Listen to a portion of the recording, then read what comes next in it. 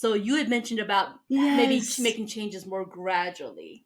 I would love for you to speak to that. Yes. I absolutely love the book, The Power of Habit. So, The Power of Habit is the science and the research behind actually building habits. And I would love for everybody to read that book. It was such a life changer, game changer for me, because what it taught me was that it's almost impossible to change your habits. So what that means is it's not like this thing that you're like, oh, I'm a failure because I couldn't change my habits. Oh, I'm doing so bad. It's you're literally going up against it almost impossible task.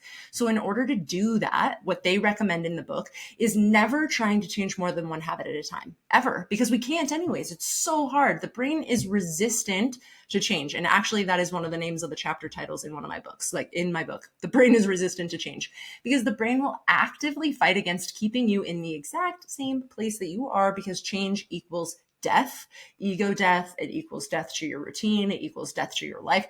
So we will actively fight against it. The other really interesting thing about the brain is that we have two hemispheres. So you can actually argue with yourself to keep Happens all yourself the stuck. time. Yes, me too. Me too. Okay, I'm gonna get up at 5 a.m. and I'm gonna exercise and I'm gonna do all these things. What happens right when that alarm clock goes off? The other side of the brain is going, well, I didn't really sleep that well. I didn't get my workout clothes ready. I'm running a little bit late. We can argue with ourselves. So you actually have to have like a right? You actually have to have like a very specific why. For me, it was I don't want to be the sick mom because I was raised by a sick mom and I can't repeat that pattern and that cycle. I needed to be the chain breaker. I needed to do something different. That why was so strong that there was no other choice I had but to heal.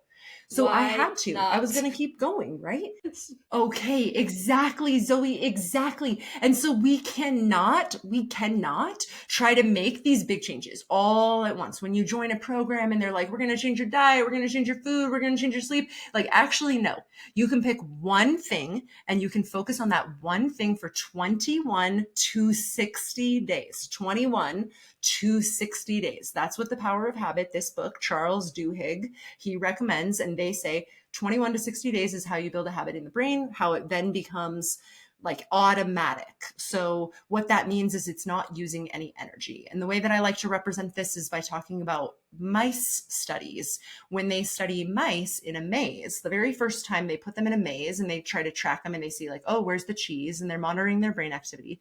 Every single part of their brain is lit up. There's a lot of energy going on. There's a lot of brain activity. Yes.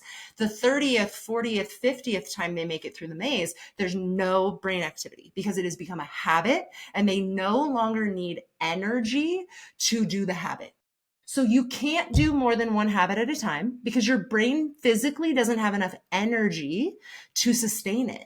So pick one thing. And if it really is a health thing, if you really are dealing with like autoimmune disease, my number one absolute thing to focus on is sleep. You only repair yourself in sleep. You only repair cells during sleep. So if you want to heal and you can only focus on one thing, then I would focus on sleep. And there's a really amazing paleo doctor. She goes by the Paleo Mom, but her name is Dr. Sarah Ballantyne with a B, Ballantyne. And she has on her website a sleep course. It's completely free, and you can train yourself how to sleep and how to get more sleep and how to fall asleep faster. If you struggle with insomnia, can't fall asleep, or you struggle with the insomnia of can't stay asleep, this is a training program that she has that's free. And you can teach yourself and you can train yourself how to sleep and how to make positive sleep habits. I have done this for myself. I followed her program and I trained myself to sleep because that's the only time we can repair ourselves. If you are struggling with illness and you want to repair, sleep more and just focus on that for a month. And then when you are sleeping so well and things are going great, then you change your diet. And maybe that's one thing, cutting out sugar or cutting out caffeine or cutting back to 2 cups of coffee for your adrenals. Maybe it's that, but 21 to 60 days of one thing. And if you have like a different person in mind, like I want to be, for me, like I want to be somebody who's like a millionaire. I want to have all these millionaire habits. I know for me, it's going to take me 1,000, 2,000 habits to get to that person that I want to be. So I can set myself that timeline and I can say, okay, if it's 1,000 things that I want to do better, then it's going to take me 1,000 months to build those habits. Be realistic. That's what it actually takes. And when we try to do all these things at once, oh, on Monday, I'm going to diet, I'm going to exercise, I'm going to sleep. No, you will not.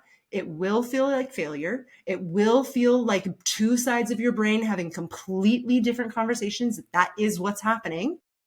And it won't happen. The bubble will burst because it's not foundational. It's not longevity.